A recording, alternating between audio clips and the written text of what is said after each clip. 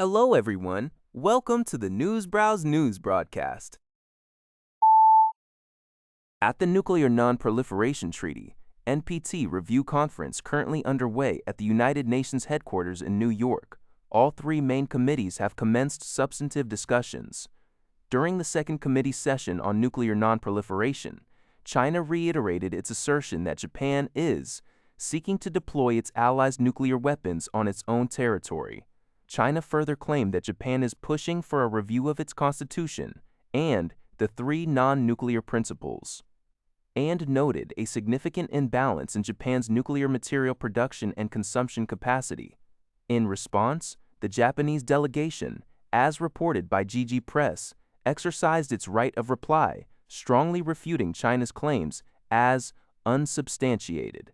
Japan emphasized its unwavering commitment to the three non-nuclear principles and clarified that all domestic nuclear materials are used solely for peaceful purposes, concluding that no proliferation concerns exist.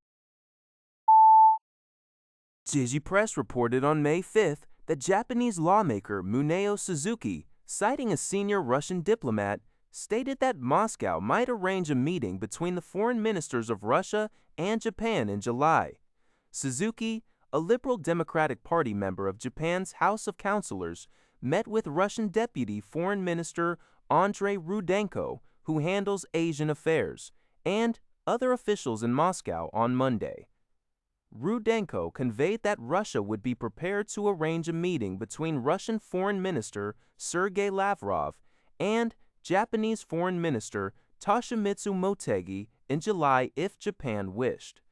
This potential meeting would take place on the sidelines of a series of foreign ministers' meetings related to the Association of Southeast Asian Nations, ON2, to be held in the Philippines.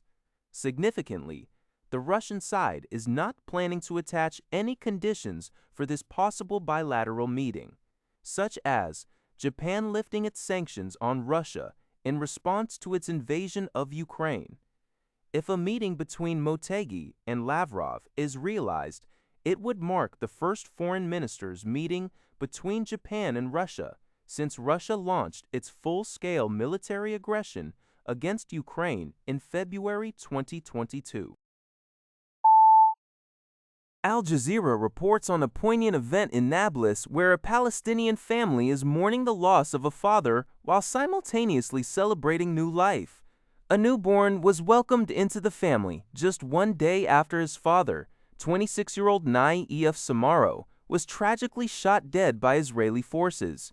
The killing occurred during a raid conducted by Israeli forces in the occupied West Bank. This incident highlights the ongoing human impact of the conflict in the region, bringing both grief and a glimmer of hope for the future within the same family.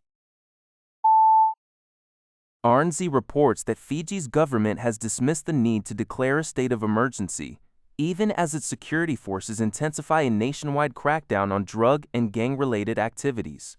Prime Minister Rabuka's government had previously considered the measure, which would grant special powers to the military and police. However, following a meeting of the National Security Council, led by Rabuka, military and police officials advised against implementing a state of emergency at this stage.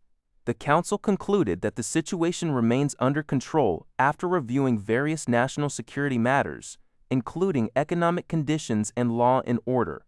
The government reassured the public, stating there is no cause for alarm. The Fiji Human Rights and Anti-Discrimination Commission had cautioned that a state of emergency is an extraordinary and exceptional measure, to be used only as a last resort, requiring clear, demonstrable necessity. NHK has learned that Russia's defense ministry reported Ukraine launched drone attacks on Russian territory, including Moscow, just as Russia prepares to celebrate Victory Day. The ministry stated they intercepted 117 Ukrainian drones from Sunday night into Monday morning. Moscow Mayor Sergei Sobyanin posted on social media that one drone struck a high-rise apartment building in the capital, adding that 2 drones were intercepted in total and no injuries were reported. Russia commemorates the defeat of Nazi Germany in World War II on May 9th, but this year's parade will not feature the usual display of military hardware amid the ongoing conflict with Ukraine. Ukrainian President Volodymyr Zelensky commented on this development during a meeting with European leaders in Yerevan, Armenia, stating it shows that Russians are not strong now.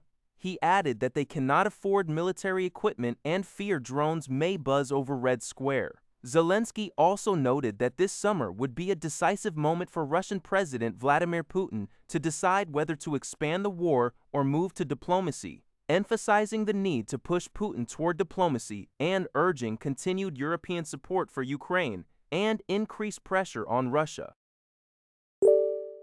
That's all for this video. Thank you for watching. See you in the next video.